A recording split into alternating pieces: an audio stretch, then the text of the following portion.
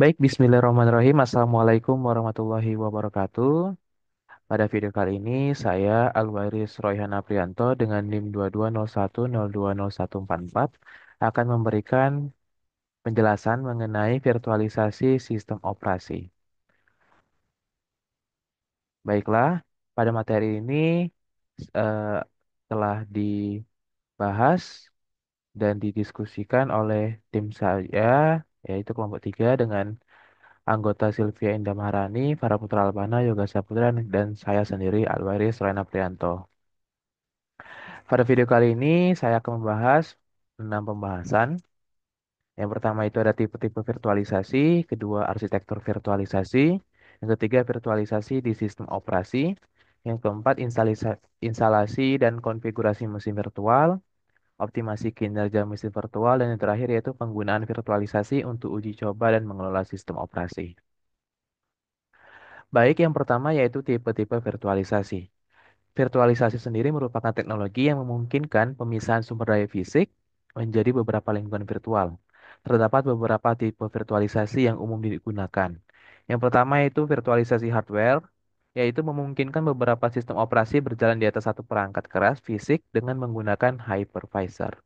Yang kedua yaitu virtualisasi jaringan, yaitu memisahkan sumber daya jaringan fisik menjadi beberapa jaringan virtual. Yang ketiga itu ada virtualisasi sistem operasi, yang mana mengizinkan beberapa lingkungan pengguna atau user environments berjalan di atas satu kernel iOS. Yang terakhir yaitu virtualisasi penyimpanan, yaitu menggabungkan beberapa perangkat penyimpanan fisik menjadi satu unit logis. Selanjutnya kita akan membahas arsitektur virtualisasi. Arsitektur virtualisasi umumnya terdiri dari dua komponen utama. Yang pertama itu ada hypervisor dan yang kedua yaitu guest operating system. Hypervisor merupakan perangkat lunak yang memungkinkan virtualisasi dengan mengelola dan mengalokasikan sumber daya hardware ke mesin virtual. Terdapat dua jenis. Yang pertama ada type 1 yaitu bare metal, yang kedua yaitu type 2 yaitu host. Yang kedua yaitu guest operating system, yang mana sistem operasi yang berjalan di dalam mesin virtual yang dikelola oleh hypervisor. Selanjutnya, kita akan membahas tentang virtualisasi di sistem operasi. Virtualisasi dalam sistem operasi adalah teknologi yang memungkinkan satu perangkat keras fisik menjalankan beberapa lingkungan sistem operasi secara bersamaan. Yang mana terdapat beberapa jenis virtualisasi, yaitu pertama virtualisasi penuh atau full virtualization, menggunakan hypervisor untuk sepenuhnya mengisolasi sistem operasi tamu dari perangkat keras fisik, memungkinkan beberapa OS berjalan secara independen. Yang kedua yaitu ada virtualisasi. Memungkinkan OS tamu berinteraksi dengan hypervisor melalui driver khusus, meningkatkan kinerja dibandingkan dengan virtualisasi penuh. Yang terakhir yaitu virtualisasi berbasis hypervisor. Hypervisor mengelola beberapa mesin virtual atau VM pada satu host fisik, memastikan setiap VM mendapatkan sumber daya yang dialokasikan. Selanjutnya kita akan membahas keuntungan dan implementasi dari virtualisasi. Keuntungan virtualisasi yang pertama itu dari efisiensi sumber daya, yang kedua isolasi dan keamanan, dan yang ketiga itu skalabilitas. Implementasi dari virtualisasi. Beberapa platform yang umum digunakan untuk virtualisasi meliputi Promox FVA, VMware ESXi, dan Docker. Selanjutnya kita akan membahas instalasi dan konfigurasi mesin virtual. Yang pada materi ini kami akan membahas tentang instalasi WSL atau Windows Subsystem for Linux. Persyaratan sistem yang digunakan untuk WSL yaitu Windows 10 versi 2004 ke atas, Windows 11 dan prosesor 64 bit dengan virtualisasi yang diaktifkan di BIOS atau UEFI. Kedua, cara instalasi termudah. Pertama, buka PowerShell atau command prompt di laptop Anda, kemudian sebagai administrator dan jalankan command WSL min install atau strip install. Untuk konfigurasi awal, saat pertama kali menjalankan Ubuntu, sistem akan meminta Anda membuat username dan password. Kemudian username tidak perlu sama dengan Windows dan password yang Anda ketik tidak akan terlihat atau normal di Linux. Yang kedua yaitu update system dengan mengetik command sudo apt update. dan sudo apt upgrade min-y.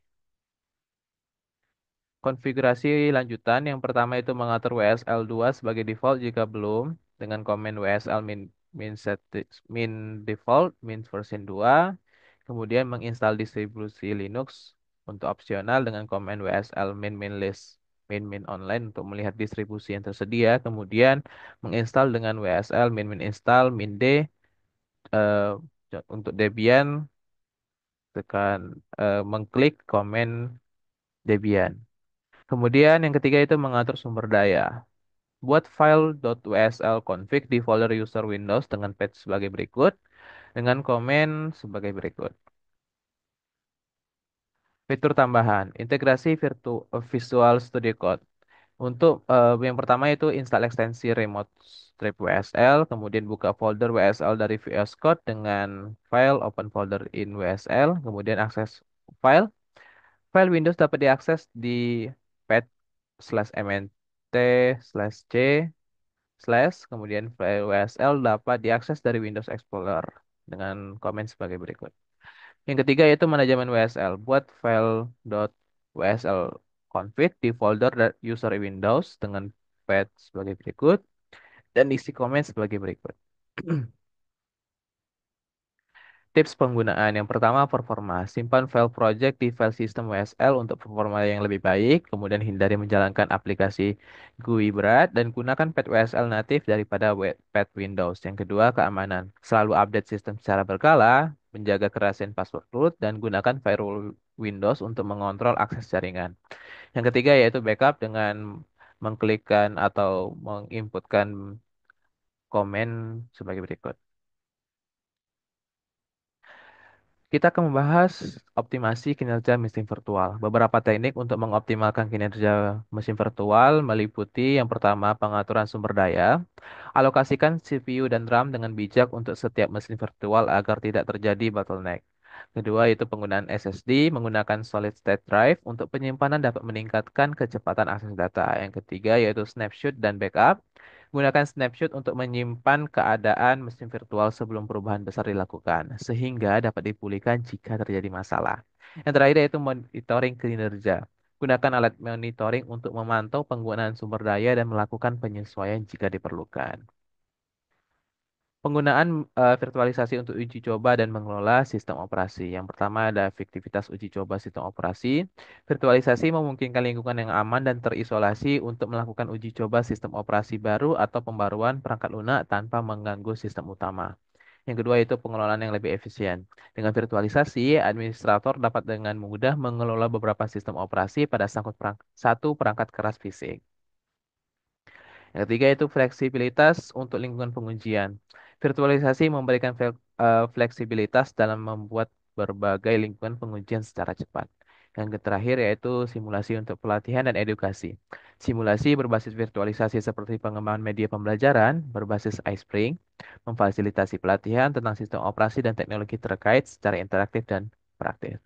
Kesimpulan dari penggunaan virtualisasi untuk uji coba dan pengelolaan sistem operasi yaitu virtualisasi merupakan alat yang sangat bermanfaat dalam uji coba dan pengelolaan sistem operasi, baik untuk efisiensi sumber daya, fleksibilitas, pengujian, maupun edukasi. Dengan virtualisasi, sistem dapat diuji dan dikelola dengan lebih aman, cepat, dan efisien. Selanjutnya kita akan membahas konfigurasi virtual menggunakan WSL. Apa itu WSL? WSL atau Windows Subsystem for Linux merupakan fitur yang memungkinkan pengguna Windows untuk menjalankan distribusi Linux secara langsung di dalam Windows tanpa memerlukan dual boot atau mesin virtual atau VM. Versi WSL yang terdapat dua versi. WSL pertama menggunakan lapisan kompatibilitas untuk menjalankan alat Linux di Windows secara lebih ringan, namun dengan keterbatasan kinerja dan kompatibilitas sistem Linux. Yang kedua yaitu WSL2, peningkatan dari WSL1 yang menggunakan kernel Linux asli dan berjalan di virtualisasi ringan atau Hyper-V, menawarkan kinerja lebih baik, kompatibilitas lebih tinggi dengan aplikasi Linux, dan dukungan sistem file yang lebih cepat. Virtualisasi dalam WSL. Yaitu berarti menjalankan sistem operasi Linux di dalam lingkungan yang terisolasi di dalam Windows. Untuk WSL2, virtualisasi ini dilakukan dengan menggunakan kernel Linux asli yang berjalan di atas Hyper-V, memungkinkan akses langsung ke fitur Linux seperti file system, aplikasi, dan alat pengembangan. Hal ini dilakukan dengan cara efisien sehingga tidak memerlukan mesin virtual penuh yang biasa digunakan dalam teknologi virtualisasi tradisional. Keuntungan menggunakan WSL di Windows terdapat 5. Yang pertama itu tidak perlu mesin virtual penuh, kinerja yang lebih baik, integrasi yang lancar antara Linux dan Windows, penggunaan alat pengembangan Linux di Windows, dan yang terakhir itu fleksibilitas dalam pengembangan aplikasi. Untuk setup WSL di CLI Windows PowerShell, tahapan yang dilalui yang pertama menggunakan prompt WSL min install min-dev Ubuntu untuk menginstal Ubuntu. Kemudian yang kedua WSL min set min default version 2 untuk mengatur untuk mengatur WSL agar menggunakan versi 2 secara default. Kemudian WSL. Perintah WSL digunakan untuk mengelola Windows Subsystem for Linux atau WSL di sistem operasi Windows. WSL memungkinkan pengguna untuk menjalankan distribusi Linux secara langsung di Windows tanpa memerlukan mesin virtual atau dual boot. Dengan menggunakan perintah ini, pengguna dapat mengakses berbagai fitur dan yang terkait dengan WSL seperti menginstal distribusi Linux, mengatur versi WSL, dan menjalankan aplikasi Linux. Baiklah, sekian materi yang dapat saya sampaikan. Saya mohon maaf apabila terdapat kesalahan baik dalam penyampaian maupun dalam isi materi. Saya akhiri dengan wabillahi taufik walhidayah. Wassalamualaikum warahmatullahi wabarakatuh. Sampai jumpa di video selanjutnya.